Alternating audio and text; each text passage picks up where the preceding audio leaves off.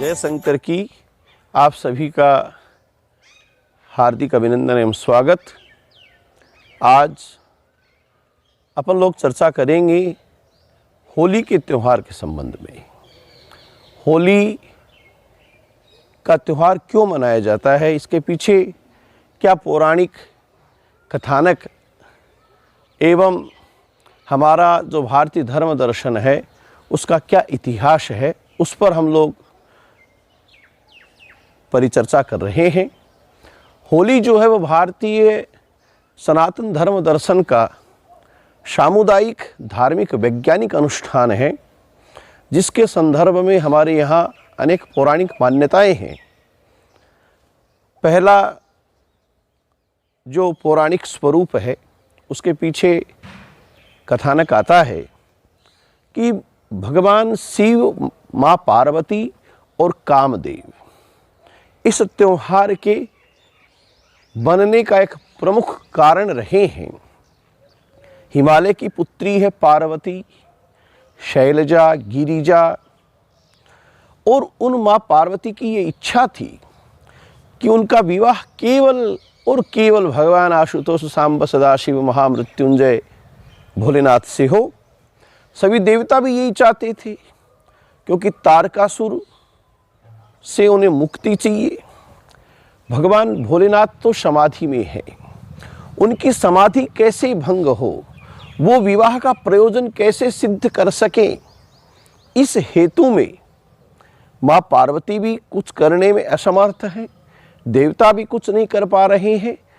तब सभी देवताओं ने मिलकर कामदेव से निवेदन किया कि आप अपने बाणों के माध्यम से भगवान शिव की जो समाधि है उनको भंग करें।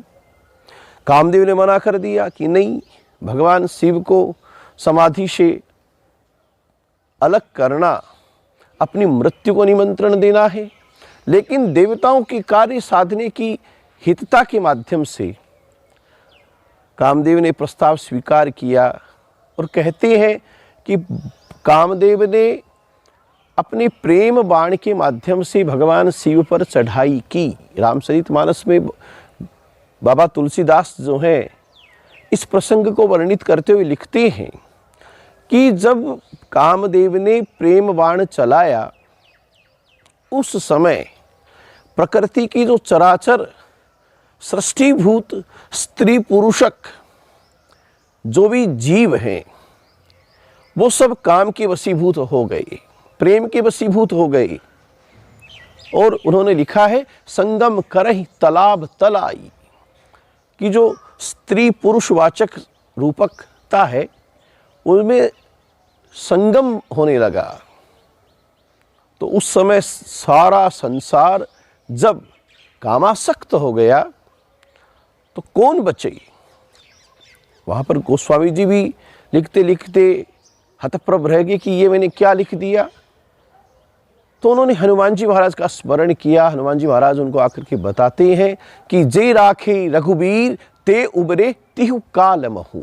जिनको भगवान श्री राम ने बचाया वो उस समय कामासक्त होने से बच गए, और उनमें एक थे, प्रमुख थे भगवान शिव। भगवान शिव पर उस बाण का कोई प्रभाव नहीं हुआ और उनकी अखंड समाधि आगे चल कर के टूटती है। क्रोधाग्नि के द्वारा जो उन्होंने तीसरा नेत्र खोला, कामदेव वो भस्मीभूत हो गए, राख की ढेर बन गए। उनकी पत्नी रति जो है विलाप करती हुई सामने आती है और वो एक महिला को इस तरह से निवेदन करते हुए देखते हैं। तो उन्होंने अब से तेरा जो पति है वो अनंग के रूप में होगा, बिना शरीर के ही ये व्याप्त होगा, आदि वरदान दिए हैं। तो ये जो कामदेव की भस्मीभूत होने की जो घटना है, जो धूलिका बनी है, राख बनी है, वो ही होली का प्रमुख त्यौहार बनने का उद्गम का एक प्रमुख कारण बना।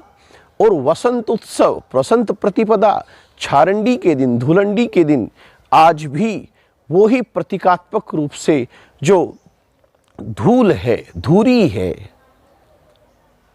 जिन्हें हम अपनी भाषा में राख कहते हैं, उसको आज भी ग्रहण किया जाता है। इस दृष्टांत से सीखने को मिलता है कि मनुष्य को अपनी काम वासनाओं को भस्म कर करके जीवन में ऊपर उठ कर करके जीवन जीने की कला है वो आगे लानी चाहिए। और ये त्योहार यही हमें एक सीख देता है। होली का ये त्योहार जो कामदेव के भस्मीभूत होने की घटना से उद्गमित हुआ, आज भी नवविवाहिताएं जो हैं उस धूरी को शिव पार्वती के रूप में ग्रहण करती हैं और ईसर गणगौर के रूप में उस होली की राख को लेकर करके गणगौर का निर्माण किया जाता है। अपने सौभाग्य की समृद्धि की कामना की जाती है। अब राधा और कृष्ण दूसरे ऐसे प्रसंगित संदर्भ हैं जिनके कारण से होलिका का त्योहार जो है वो मनाया जाता है। राधा और कृष्ण का प्रेम संसार के लिए एक बहुत दिव्य संदेश है। कहते हैं कि जब भगवान कृष्ण बचपन में राधा के साथ में खेलते थे तो वो कृष्ण है वो सांवरे हैं, राधा है वो गौरवर्णी है। एक दिन भगवान कृष्ण ने अपनी माँ यशोदा से प्रकृति के इस अन्याय के बारे में शिकायत की कि देखो मुझे सांवला बना दिया, राधा को गोरी बना दिया। तो माँ यशोदा ने एक दिन उनसे कहा कि तुम ऐसा करो, उसके मुखमंडल पर तुम जैसा चाहो वैसा रंग लगा दो, तेरे जैसा रंग लगा दे। और कहते हैं नटखट कृष्ण ने माँ की आज्ञा मानते हुए राधा के मुखमंडल पर रंगों को जब मला, तब से ही होली है वो रंगों का त्योहार बन गया। आज भी ब्रज में राधा कृष्ण के संयुक्तिकरण के माध्यम से, उनकी प्रेम लीलाओं के माध्यम से फूलों की होली, रंगों की होली है वो दिव्यतम रूप में मनाई जाती है। ब्रज की होली आज भी भारतवर्ष में प्रसिद्ध है। तीसरा जो मुख्य कारण है, सतयुग में हिरण्यकश्यप नामक जो दैत्य था वो अपने अहंकार के वशीभूत होकर करके कि स्वयं को ईश्वर मानने लगा। वो श्रीहरि से विद्वेष रखता है, अधर्म मूलक राज्य करता है, धर्म मूलक वातावरण को वो हटाना चाहता है। उसका पुत्र था प्रहलाद, बड़ा ही सत्व प्रकृति का, संत प्रकृति का, लेकिन हिरण्यकश्यप उससे भी विद्वेष करने लगा और भक्त प्रहलाद की भक्ति का विरोध करते हुए हिरण्यकश्यप ने अनेकानेक प्रयास किए प्रहलाद को मारने के लिए। और उनमें एक प्रयास था, उसकी एक बहन थी ढूंढा जो होलिका के नाम से प्रसिद्ध होती है। उसी भगवान शिव का ये अमोघ वरदान था कि वो अग्नि में जल नहीं सकती थी। तो अपने भाई को कहकर के उसने कहा कि आप भतीजे प्रहलाद को मेरी गोद में रख दो, अग्नि लगा दो, मैं बच जाऊंगी, प्रहलाद है वो भस्मीभूत हो जाएगा। हिरण्यकश्यप ने वैसा ही किया। और कहते हैं कि उस ढूंढा को भगवान शिव ने वरदान देते समय सतर्क किया था कि कोई उन्मत्त बालक जो तू ये समझेगी कि मैं इसको भस्मीभूत करना चाहती हूं, वो अपनी भक्ति भावना के द्वारा तुझे भस्मीभूत कर देगा। आज वो समय आया कि भक्त प्रहलाद को लेकर के जो ही वो ढूंढा होलिका बुआ जो है वो बैठती है। पूरा नगर जो है, हिरण्यकश्यप की पूरी राजधानी जो कि पंजाब प्रांत था, मुल्तान शहर में उसकी राजधानी थी, और वहाँ पर आज भी सभी के नाम के आगे सिंह लगाया जाता है, चाहे वो किसी भी जाति धर्म का हो। और कहते हैं कि होलिका धू धू करके जल गई, भक्त प्रहलाद वो शीतल रूप में वहाँ पर बचा लिए गए भगवान श्री हरि के द्वारा। और तब से ही होलिका को इस रूप में आज भी हम लोग भक्त प्रहलाद को बाहर निकालते हैं, होलिका का दहन करते हैं, और ये त्योहार अपनी एक परंपरा बन गया। जो ढूंढा है वो अपनी एडडा मंत्र के माध्यम से वो केवल उसकी तृप्ति का एकमात्र माध्यम था गाली। जो भी बालक उसे गाली निकालते हैं, अपशब्द बोलते हैं, उससे उसकी तृप्ति होती है। आज भी हमारे यहाँ ढूंढ पुजवाया जाता है, क्योंकि वो ढूंढा जो है वो बालकों को विघ्न पहुंचाती थी। बालक लोग उसे अपशब्द कह कर करके, गाली गलौज कर करके उसकी तृप्ति करते थे। आज उस होलिका बुआ की दहनता के लिए, उसके विनाशक दुष्प्रभावों से बचने के लिए, बालकों की परिरक्षा के लिए, अपने बालक को प्रहलाद स्वरूप बनाने के लिए ढूंढ पुजवाया जाता है।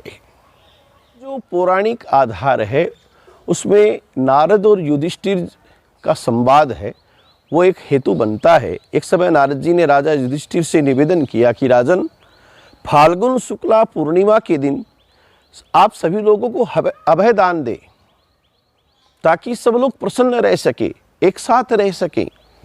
तब राजा युधिष्ठिर ने कहा कि हे ऋषिवर, जो फाल्गुन शुक्ला पूर्णिमा के दिन सामूहिक रूप से हर्ष और आनंद से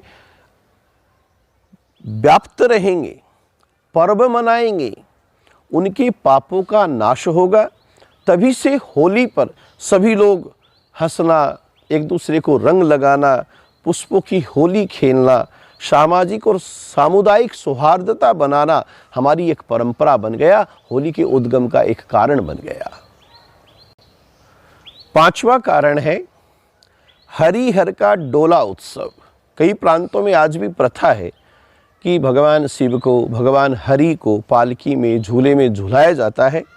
बस शास्त्रों के अनुसार फाल्गुन शुक्ला पूर्णिमा के दिन हरि को झूले में बिठा कर करके झुलाना, उनके दर्शन करना, उनको पुष्प आदि निवेदन करना वैकुंठ लोक की प्राप्ति कराता है। और तभी से यह एक कारण बना कि सब लोग हरि के साथ में होली का त्यौहार मनाने लगे। फूलों की होली है वो खेली जाने लगी। छठा जो कारण है वो है पूतना राक्षसी। जब कृष्ण महीने भर ही के ही थे कि उस समय पूतना नाम की एक राक्षसी कंस के द्वारा भेजी गई और वो गोकुल में आती है, एक सुंदर स्त्री का रूप धारण करके आई। उसका मनोभाव था कि मैं कृष्ण को विष पान कराऊं, स्तनपान के माध्यम से वो विष पिलाना चाहती है। और उसने अपना ये कार्य प्रारंभ किया। वो कृष्ण को लेकर करके आकाश में चली गई। कृष्ण ने उसके स्तनपान के माध्यम से उसके प्राण हरण कर लिए। बाल पूतना, बाल कृष्ण को आज जब आकाश में लेकर के चली गई तो कहते हैं कि पूतना के शरीर का कहीं भी अता पता नहीं लगा और कोसों में उसका शरीर व्याप्त था। तो उस समय ब्रज निवासियों ने, गोकुलवासियों ने पूतना का एक पुतला बना कर करके उसका दाह संस्कार किया। और तब से ही पूतना राक्षसी के दहत्व के रूपक में होली का त्योहार है वो मनाया जाने लगा। एक होली के त्योहार का प्रमुख कारण बन गया पूतना राक्षसी का वो दाह संस्कार।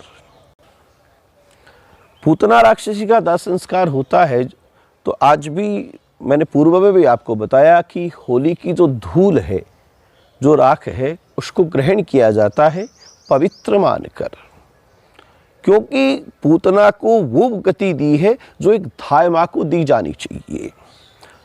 जो धूलि का ग्रहण जब किया जाता है तो उस समय प्रार्थना की जाती है कि वंदितासी सुरेंद्रेण, कि आप इंद्रादि देवताओं के द्वारा वंदित हो। ब्रह्मणा शंकरेण च, भगवान ब्रह्मा और शिव आपकी वंदना करते हैं। अतस्त्वाम पाहि माम देवी भूति भूति प्रदा भवे, मैं आपको पवित्र रूप में धारण करता हूँ। और एक दिव्य मंत्र और आता है कि अह कूटा भयस्त्रयितये कृतात्वम होली बालिशई अतस्त्वाम पूजिष्यामि भूति भूति प्रदायिनी। आज होलिका का ये धूल है, वो ग्रहण करने से हमारे अनेक संकट दूर होते हैं। सातवां मुख्य कारण हमारे यहाँ यज्ञ परंपरा रही है। प्राचीन काल में नवसस्य अन्वेष्टि यज्ञ, अन्वेष्टि यज्ञ आयोजित किए जाते थे। हमारे जो सर्दी की फसल होती थी, जिसमें गेहूं चना मुख्य होता है, चने को हम लोग होला कहते हैं, तो उस सस्य को, उस फसल को यज्ञ को समर्पित कर करके ही ग्रहण किया जाता था। गाय के गोबर से बने उपलों के द्वारा, जिनको बड़कुल्ला कहते हैं, और ऐसे वृक्ष जो अष्ट समिधाओं में शामिल हो, आक, जिनके हम खांडे लेकर के जाते हैं, आक है वो सूर्य की समिधा मानी गई है। उनके माध्यम से तो गोबर के उपले, वृक्ष के तृण और उनके दंड, साथ ही नई फसल, इन सब का संयुक्तीकरण, क्योंकि यज्ञ में धान को प्रक्षेपित किया जाता है और उन धान्य कणों के माध्यम से यज्ञ का यजन होता था, और वही परिष्कृत रूप, वही पुराना प्राचीनतम स्वरूप आज हम लोग निर्वहित करते हैं कि होली का दहन के समय हम लोग होला और गेहूं की दंगी लेकर करके यज्ञ स्थल पर जाते हैं। वहाँ पर होली को एक यज्ञ का स्वरूप मानकर वहाँ पर उन अन्न कणों को प्रक्षेपित कर करके उनको सेका जाता है, और गोबर से बने उपलों की वो अग्नि समिधा जो है, वो घर पर ला कर करके घर की जो चूल्हा है वहाँ पर उसको समावेशित किया जाता है, और फिर उस फसल को ग्रहण किया जाता है। यही एक सामाजिक संदेश, यज्ञ स्वरूप, वैज्ञानिक स्वरूप, वातावरण की शुद्धि का स्वरूप होली के त्योहार का मुख्य कारण बना है। जो चना है, होला है, वो होली का अपभ्रंश शब्द स्वरूप है। शब्द कल्पद्रुम में आता है कि तृण अग्नि भ्रष्टार्ध है, पक्व समित धान्यम होलके तद आहुतिम दानात एव होली इति निगद्यते। कि जो तृण अग्नि है उसमें पके हुए समी धान्य, होलक, इनकी आहुति जो दी जाती है, वो दान होली के रूप में प्राप्त होता है, प्रसिद्ध होता है। आज की होली उस यज्ञ की नकल है। आज सामूहिक रूप से होली किसी एक वर्ण की त्योहार व्यवस्था नहीं है। सभी वर्ण, ब्राह्मण, वैश्य, क्षत्रिय और सारा जो समाज है, चारों वर्ण मिलकर करके सामूहिक रूप से, यहाँ कोई भेदभाव नहीं, सब समान रूप से मिलकर करके ग्राम देवता, स्थान देवता, वास्तु देवता के सामने भूमंडल पर विद्यमान जो अनिष्ट शक्तियां हैं, उनके उच्चाटन का जो कार्य है, उनको विघटित करने के लिए, उन शक्तियों को हटाने के लिए सामूहिक रूप से मिलकर करके एक अधिष्ठान यज्ञ करते हैं, अनुष्ठान करते हैं। पृथ्वी, तेज, वायु, आकाश और जल तत्व की सहायता से देव तत्व का, सत्व वृत्ति प्रवृत्तियों का वहाँ पर संचरण किया जाता है। यही एक यज्ञ विधि है। सर्वप्रथम जब यज्ञ नहीं होते थे तो उस समय ऐसी व्यवस्था की गई थी, और सर्वप्रथम जो नवान्वेष्टि यज्ञ हुआ, जिसके माध्यम से यज्ञ की स्वरूपता, यजनता सामने आई, कि जो वायुमंडल की आसुरी प्रकृति थी, आसुरी जो शक्तियां थी, उनको कैसे हटाया जाए, तो सब सामूहिक रूप से मिलकर करके अपने सामने, आज भी आप देखिए कि जब होलिका दहन होता है तो सामने पुरुषाकार शंकुकाकार उन उपलों को तैयार किया जाता है। इतनी ऊंचाई दी जाती है कि वो सम्मुखीकरण यज्ञ हो, खड़ी होकर करके वो यज्ञ किया गया, तब जाकर करके देव तत्व विकसित हुआ, सात्विक प्रकृतियां विकसित हुई, वायुमंडल की शुद्धि हुई। का जो संबंध है वो मनुष्य के व्यक्तिगत सामाजिक जीवन से है, उसके नैसर्गिक मानसिक आध्यात्मिक कारणों से उसे पुष्ट करते हुए दुष्ट प्रवृत्ति व अमंगल विचारों से दूर करते हुए सद प्रकृति का मार्ग दिखाने वाला उत्सव होली है। अग्नि देवता के प्रति कृतज्ञता का दिन होली है। आज भी होली के दिन जब हम होलिका दहन की पूजा करते हैं तो पूजन करता वो शुचिर भूत्वा बनकर यही संकल्प करता है कि अमुक गोत्रे उत्पन्नो हम, अमुक नामो हम, ममय सपरिवारस्य डुंढा राक्षसी प्रीति द्वारा तत्कृतिक सकल पीड़ा परिहारार्थम वा समस्त कुल अभिवृद्ध्यर्थं च श्री होलिका पूजनम दीपनम अहम करिष्ये। तो आज पूरे वातावरण की शुद्धि के लिए, आसुरी प्रवृत्तियों की विनाशता के लिए होली का यजन किया जाता है, होली का त्यौहार मनाया जाता है। ये कुछ कारण थे जिनके कारण से होली का त्यौहार की उत्पत्ति पौराणिक मान्यताओं के अनुसार हम लोग मानते हैं। आप इस वीडियो को लाइक करें, सब्सक्राइब करें, अपने कमेंट्स और अपने आशीर्वचनों के माध्यम से हमें प्रोत्साहित करते रहें। जय शंकर की।